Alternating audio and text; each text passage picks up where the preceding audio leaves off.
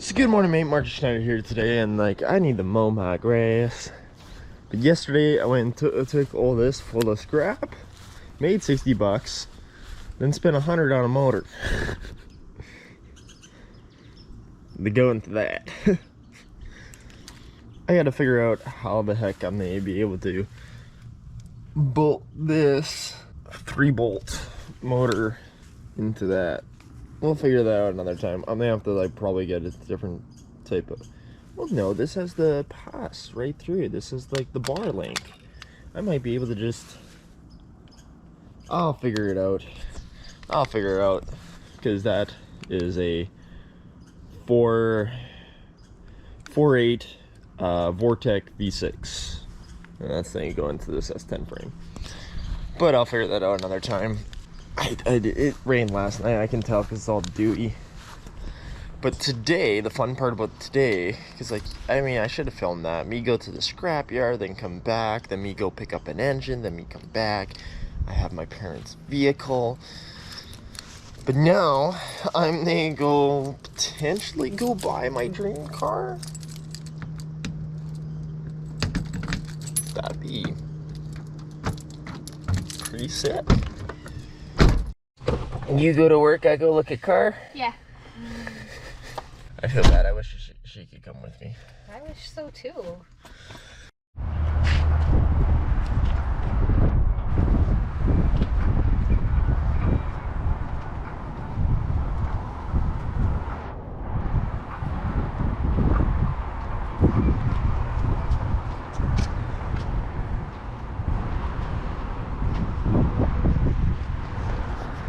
Yeah, that's right. I just bought a Camaro.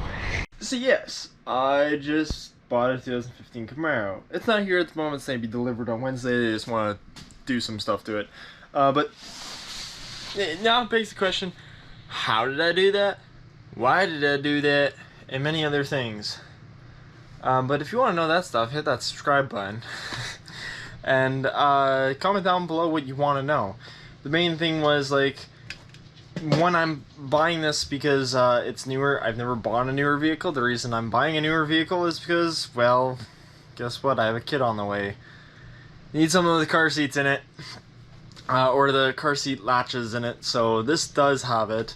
And you might be asking the question, why would I choose a sports car over a family car? And like I said, subscribe and I'll tell you, because like there's going to be a lot of information here that I just want to share with you. But for me, it like, the 2015 Camaro has been one of my dream cars since I was a little kid and I first watched Transformers and stuff like that, and they swapped the first like live action Transformers movie when I was like a teenager or something. I don't remember.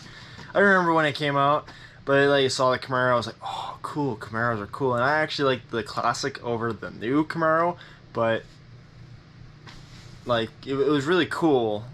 I would have been like just working on like all my driver's license stuff then. It's weird to think about. I was in here because I'm at my parents' house, and I literally started here without a desk, nothing, just sitting at this window, sitting with like my shitty laptop to start with, and this is where it started. And going from being a teenager, being a adolescent that sat here and dreamt about so many things and dreamed to, and it wasn't even that long ago. It was like just like half a year ago. I still sat up here, but I had a better computer and all that stuff. But it was like just a couple years ago. So 2015, it's 7 years old. I want to say it's like, oh, it's a brand new car, but it's not. But it's the newest car I've ever owned.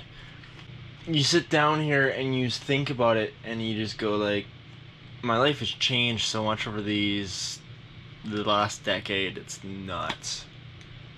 And I can afford so many things I never used to be able to afford. And this isn't me going and saying I'm bragging or anything, because one, like, anybody can do this. For me, coming from a high-end poor, very low middle class range family, to where there was not really much, to where our family has kind of taken off and stuff, and we're still lower middle class, and like, but like we spend our money very smartly, and just to go and be like, oh, I'm just gonna buy one of my dream cars. Like, what? That's kind of nuts, ain't it? And the reason for that is, like, the Camaro, me and my buddies and stuff, like, some of my buddies have already bought Camaros and stuff, so I've, like, looked at it for a while, and I thought it's really cool.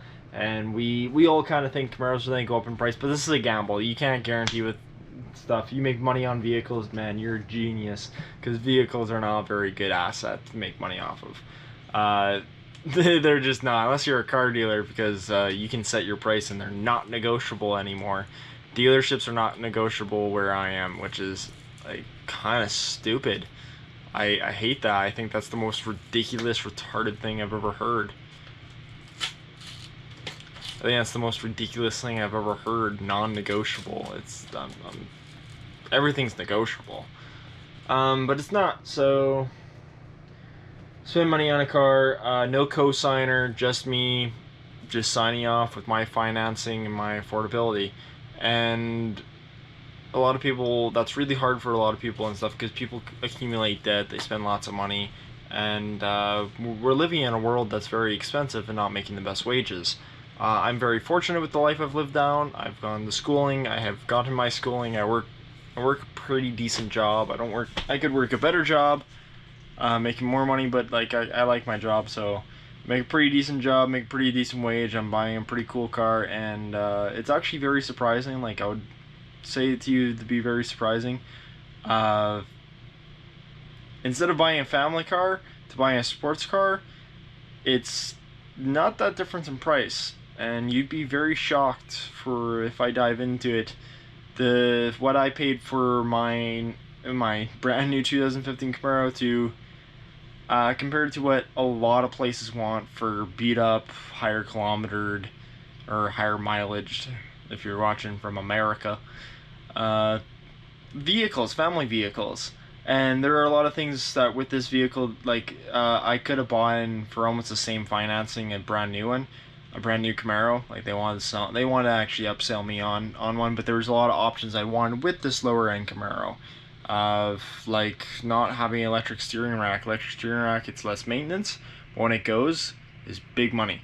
And same with, like, I'm very much, this is my opinion, I have a lot of biases and stuff. Tires are part of your suspension. I fully believe this. I fully go into this, and I prefer a bigger rubber over a low profile. I hate low profiles. They're not repairable. No matter what someone tells you, you can repair it. You can't repair them. They're once they're damaged goods. We have so many low profiles that come in and stuff, and once in a blue moon you'll be able to repair it. But low profiles are not really repairable. They're garbage. They offer no suspension. All they offer you is a better aerodynamic slick on a racetrack. They pretty much are, so you have more of your torque from your wheel spin going to the track, and more grip, and all the science behind it. It's built for a racetrack, not for your daily driver. For your daily driver, for your suspension wise, you want suspension. But that's my opinion. Everyone can have their own opinion. That's just what I think. Another part of it, and on top of it, is lower horsepower. Guess what? If you have a 4-cylinder that's making 400 horsepower and you have a V8 making 400 horsepower, you're going to spend about the same on gas. It doesn't matter if it's a 4-cylinder or an 8-cylinder. The one engine, the 8-cylinder, obviously makes that much horsepower way easier because it has more displacement.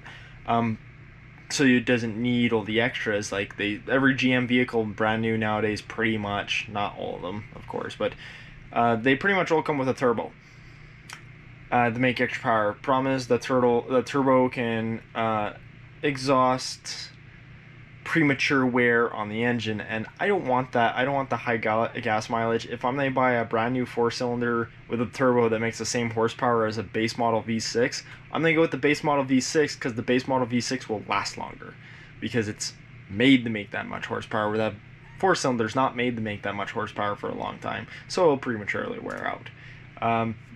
That's my opinion. Everyone can go on it. There's a lot of stats to prove that. There's a lot of statistics and mechanical work. Like, you get more problems and they don't last as longer. I want something to last longer and more reliable. So I can dive into all the statistics and all that. It's just the base model Camaro. It's an LT.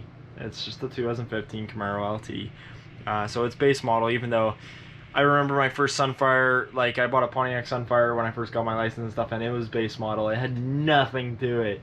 Just manual windows, manual locks, your key. The radio, you could play FM radio. That was like it. Like, I love that car, and I love base model vehicles because like I love a window crank and not base model. My idea of base model is a hand window crank manual vehicle. Today's base model is an automatic with everything automatic, Bluetooth. Like, this is a base model car. I can hook up my phone to it and talk to my phone through my car. If that's base model, holy crap. I can't expect what a fully loaded vehicle costs and looks like. I don't want to, because I hate digital displays, but that's just personal bias. I can dive a lot more into this. I am a nerd in cars. I love cars. There are reasons why I went into it. The lady talking, she's like, you knew exactly what you wanted and you scoured everywhere for it, and I found the best price, best model for what I wanted. And they were like, you dove crazy knowledge into this, into figuring what car you wanted. I'm like, well, yeah, I'm spending a small fortune on a car. Most people, a car is your second most expensive asset behind your house. Your house is your most expensive. It's the second most expensive purchase you'll ever make is a car. House being your most expensive purchase you'll ever make. So buying a car is very important. You have to know the knowledge behind it and everything else.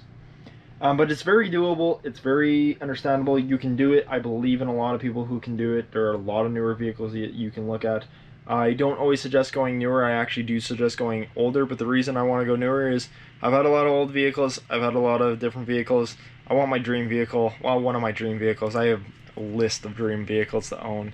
A Camaro has just been something on my bucket list for a long time, and it's all due and possible due to hard work and working non-stop. Like, I don't stop. You guys see me here, I'm working. Most times when I'm on vacation, I'm filming, I'm working. My business is my business is a money pit right now. I don't make a dime from it. Even people who do buy stuff, which I 100% really appreciate, and people who watch stuff, I don't make a dime. I'm doing it because I think it's really cool, and it's something I really believe in. I do believe one day it will make money, and that's what I want to do with my family, because the more I dive into my business and the more profitable my business is to me, the more time I can spend with my family, the more time I can be there for my growing child, the more I can just explore amazing things and create jobs for others. Like, I already have some guys working underneath me and stuff where I pay them a little bit of cash and stuff, and they do odd jobs for me, and they figure stuff out for me. Things that they're good at that I'm not so good at, but it helps with my business, of course. And so I'm glad that, like, it's a rabbit trail effect that, like, if someone helps support my business and supports me and supports with it with Schneider Classics, they're actually going to be supporting more people. They're going to be supporting me. They're going to be supporting my partner. They're going to be supporting my child. They're going to be supporting the few people I have in my collective who are part of this project and part of employment and everything like that. And it's going to grow bigger and bigger and bigger. Because I actually do sponsor events, because I believe in putting into your community. I believe bringing back to the community. So it's you get what you put into it. You do. And so I've gotten a lot of really cool experiences. I haven't gotten money from it, but I've gotten really cool experiences from it. So I really appreciate it.